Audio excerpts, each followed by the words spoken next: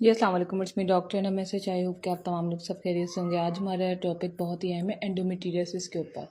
अच्छा, एंडोमेट्रियम के बारे में पहले जान लेना ज़रूरी है, क्या है, किन को होता है ये, और इसके अलावा इसके साइड इफ़ेक्ट्स आपकी लाइफ पे क्या पड़ते हैं। अक्सर आप अपनी रिपोर्ट्स उठा के देखते हैं, उसमें एंडोमेट्रियम या एंडोमेट्रियोसिस लिखा हुआ होता है।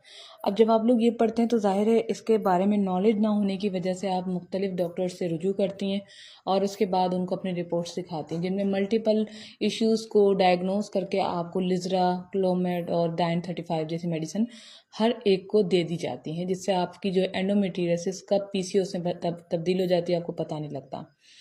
एंडोमेट्रियस असल में ये था एंडोमेट्रियम, ठीक है ना। ये वो लेयर होती है जो यूट्रस के इनसाइड इनर एरिया में बनती है, और पीरियड का जब साइकिल 28 31 जितना आप लोगों का है उसके हिसाब से ये लेयर जो है खुद ही रैप्चर होके ख़त्म होके बाहर निकल जाती है। अब क्या होता है कि यूट्रस के बाहर एरिया में या कहीं और, मतलब कि इर्द गिर्द, जो कि ओवरी के करीब भी हो सकती है, अगर आपको कोई लेयर बनती है उसे हम कहते हैं एंडोमेट्रियोसिस। ये कोई सिस्ट या रसोली नहीं होती, मगर ये बनने के लिए तैयार हो जाती है। एंडोमेट्रियम अगर आपको जैसे कि डायग्नोज हो जाता है तो इसमें सबसे पहले जो आपको साइड इफ़ेक्ट्स होता है वो आपको पेन बहुत होती है।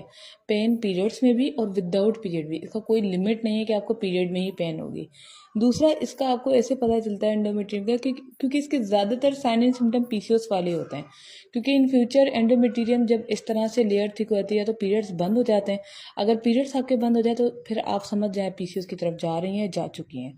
अब क्या होता है, एंडोमेट्रियम में आपको सेम मेडिसिन इसलिए भी दी जाती हैं, ये लोग क्या करते हैं डॉक्टर्स, आपको आर्टिफिशियल हार्मोन्स देना शुरू कर देते हैं ताकि आपकी लेयर टूट के निकल जाए, लेकिन ऐसा नहीं होता। ये मज़ीद ठीक होती जाती है और पीसीओएस में आप जो है शिफ्ट हो जाते हैं। तो ये थी कुछ यूँ समझे तारीफ डेफिनेशन ऑफ एंडोमेट्रियोसिस। अब करें क्या, सबसे पहले अपना लाइफस्टाइल चेंज करें। अक्सर ये उन लड़कियों को होता है जो ज़्यादातर बैठी रहती हैं, बैठने का काम करती हैं, ऑफिस वर्क करती हैं, जॉब करती हैं, या घर में कोई काम ही नहीं करती।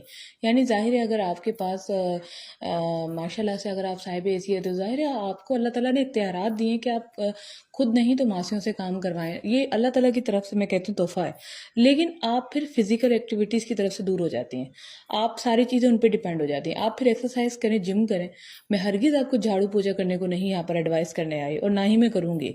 मैं आप लोगों को ये कहना चाह रही हूँ कि आप लोगों के पास अगर अल्हम्दुलिल्लाह अल्हम्दुलिल्लाह आप साहिब हैसियत हैं तो आप अपनी बॉडी को गलाएं मत, ख़राब मत करें। इससे आपके periods, endometriosis, PCOS, PCOD, fallopian tube block, infection, ये सारे मसले शुरू हो जाते हैं जब आप अपनी फिजिकल एक्टिविटीज़ को छोड़ देती हैं।